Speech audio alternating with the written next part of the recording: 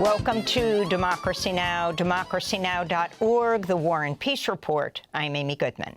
At least 68 African migrants have been killed in a U.S. airstrike in Yemen. Houthi media outlets report the U.S. bombed a detention center in the western province of Sada. Another 47 migrants were injured in the attack. A separate U.S. attack killed at least 8 people in the capital, Sana'a.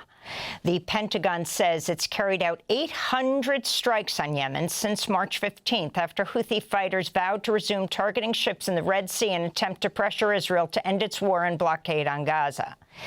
In Gaza, Israeli attacks have killed 23 Palestinians so far today, after Israel forces killed at least 53 people Sunday, including 6 who were killed when Israel bombed a cafe near the Nuseirat and Burej refugee camps. Meanwhile, the World Food Program's announced it's run out of food to distribute in Gaza due to Israel's 2-month-long blockade. Earlier today, the International Court of Justice began a 5-day hearing on Israel's obligations to provide aid to Gaza. Palestinian envoy Ammar Hijazi accused Israel of using humanitarian aid as weapons of war.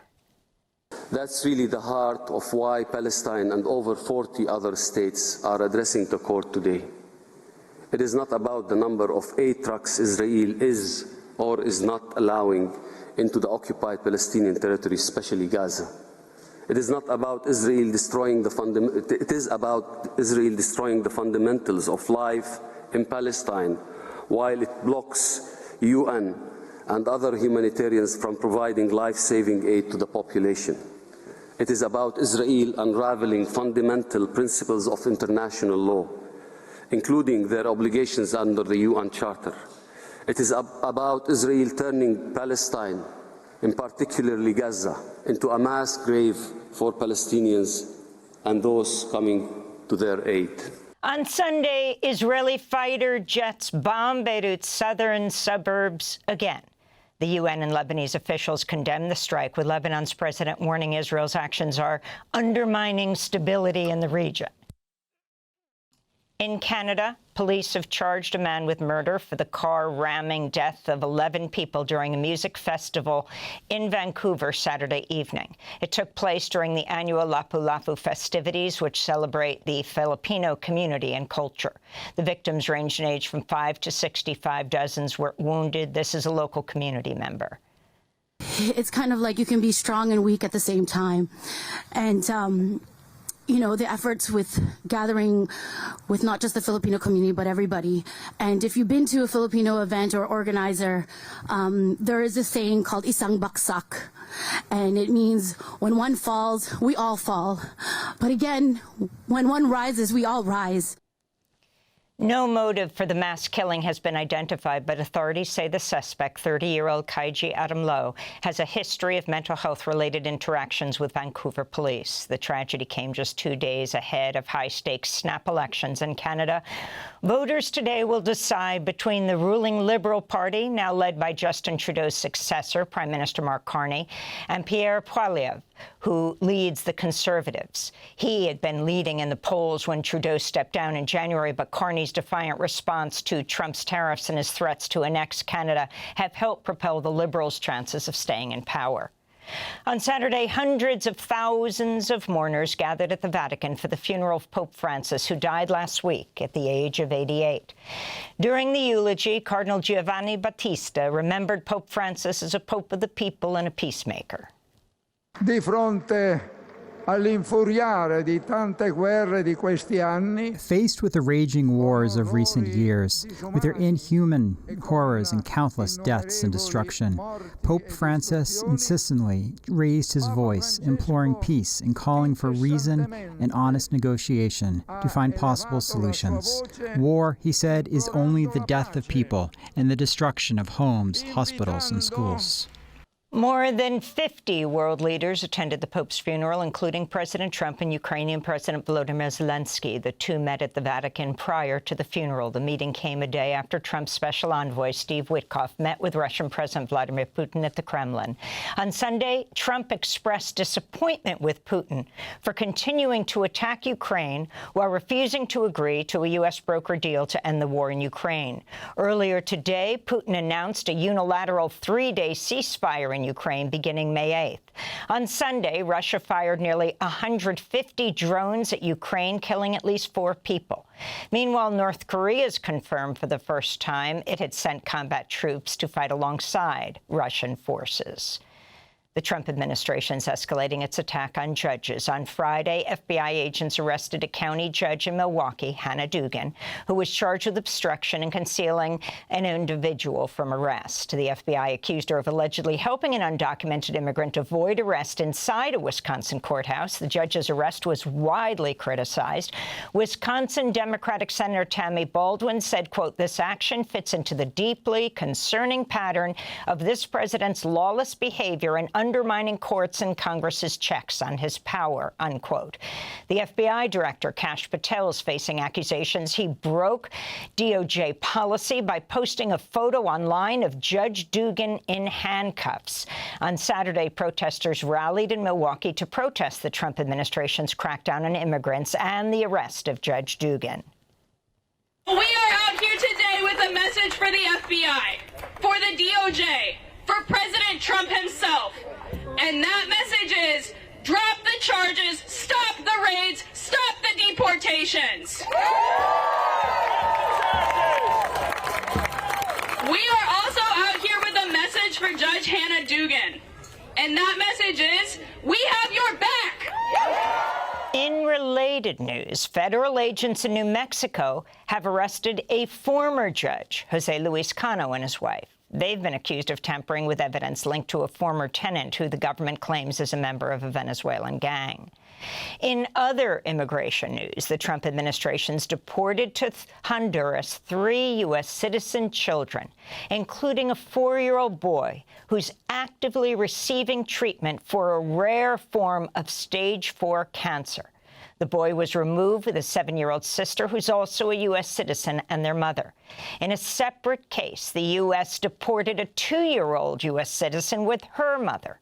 In that case, U.S. District Judge Terry Doughty said the girl was sent away, quote, with no meaningful process. The judge was Trump-appointed. Meanwhile, ICE has conducted a number of high-profile immigration raids. In Florida, ICE worked with local officials to detain nearly 800 people. Meanwhile, in Colorado Springs, ICE agents raided a nightclub and made over 100 arrests this weekend. In other immigration news, protesters rallied outside the Charles Schulz Airport in Santa Rosa, California, Saturday to protest Avalo Airlines, which recently signed a deal to work with ICE on deportation flights. In a major reversal, the Trump administration's restored the ability of thousands of international students to study in the United States, at least for now. The Trump administration had been sued at least 65 times for terminating the status of students in a database called SEVIS, the Student and Exchange Visitor Information System. It's unclear how many students may have already left the country after the government changed their status. ABC reports some of the targeted students had supported pro-Palestine protests, but many had not. At least 46 people have died after a massive explosion at one of Iran's main ports Saturday. The blast injured over 1,000 people.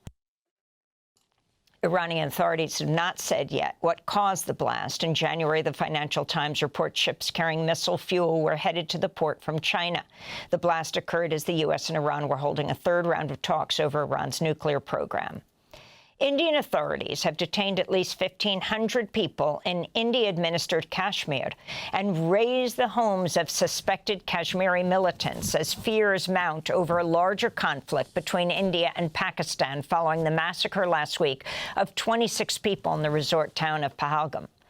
India has accused the Pakistani government of backing the perpetrators of the massacre, but Islamabad has rejected any involvement. Soldiers from India and Pakistan have continued to exchange gunfire along the barrier separating Kashmir between the two nuclear-armed nations.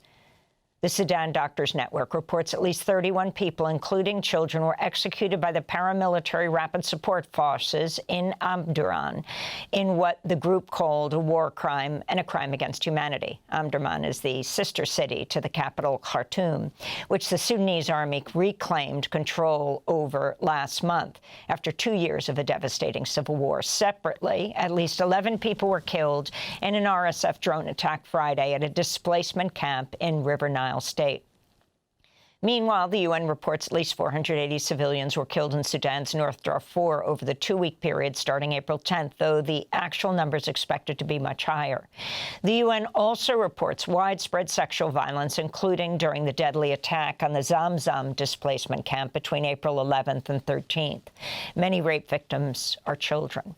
Numerous deaths have also been caused by hunger, shortages of water, or lack of medical care. The UN's described Sudan as the world's worst humanitarian crisis. Protests continued Sunday in New York over a visit by Israel's far-right security minister, Itamar Ben-Gvir, who was once convicted for incitement to racism and support for a terrorist organization. On multiple occasions, supporters of Ben-Gvir attacked protesters and bystanders while chanting "Death to Arabs" in Hebrew. On Thursday, a mob of over 100 men surrounded and attacked a Brooklyn woman who lived nearby after they assumed she was a pro-Palestinian protester. In Los Angeles, student activists at Occidental College ended their hunger strike Friday after the school's administrators called the Los Angeles police and campus security to violently crack down on peaceful protesters outside the inauguration of Occidental President Tom Stritikis. Students had been demanding Occidental protect its students from immigration authorities and renounce any ties to Israel's war on Gaza. The hunger strikers say Occidental has agreed to certain measures supporting immigrant and international students. In a setback for press freedom, Attorney General Pam Bondi has rescinded a Biden-era policy that aimed to protect journalists in most cases from being forced to hand over their phone records in leak investigations. In a memo, Bondi described the conduct of government leakers as treasonous. In other media news, longtime 60 Minutes correspondent Scott Pelley rebuked CBS's parent company Paramount at the end of Sunday night's broadcast of 60 Minutes. This came days after the show's top producer, Bill Owens, resigned, saying he no longer could make independent decisions about the show. This is a part of Scott Pelley's remarks. Stories we pursued for 57 years are often controversial. Lately, the Israel-Gaza war and the Trump administration. Bill made sure they were accurate and fair. He was tough that way. But our parent company, Paramount, is trying to complete a merger. The Trump administration must approve it. Paramount began to supervise our content in new ways. None of our stories has been blocked, but Bill felt he lost the independence that honest journalism requires. Expelled Republican Congressmember George Santos was sentenced Friday to more than 7 years in prison for wire fraud and aggravated identity theft. The disgraced former New York Republican Congressmember was ousted from the House in 2023 after less than a year in office. His brief political career was defined by numerous fabrications about his personal and professional life and campaign finance fraud. And Virginia Giuffre, an outspoken survivor of sex trafficking by Jeffrey Epstein, has died by suicide at age 41. She was the first survivor to come out publicly against Epstein, as well as his co-conspirator, Ghislaine Maxwell. She also sued Prince Andrew for sexually assaulting her when she was 17. The disgraced prince was forced to step away from his royal duties in Britain and settled with Giuffre in 2022. In a statement, Giuffre's family said, quote, "Virginia was a fierce warrior in the fight against sexual abuse and sex trafficking. She was the light that lifted so many survivors," they said. And those are some of the headlines. This is Democracy Now!, democracynow.org, The War and Peace Report. I'm Amy Goodman.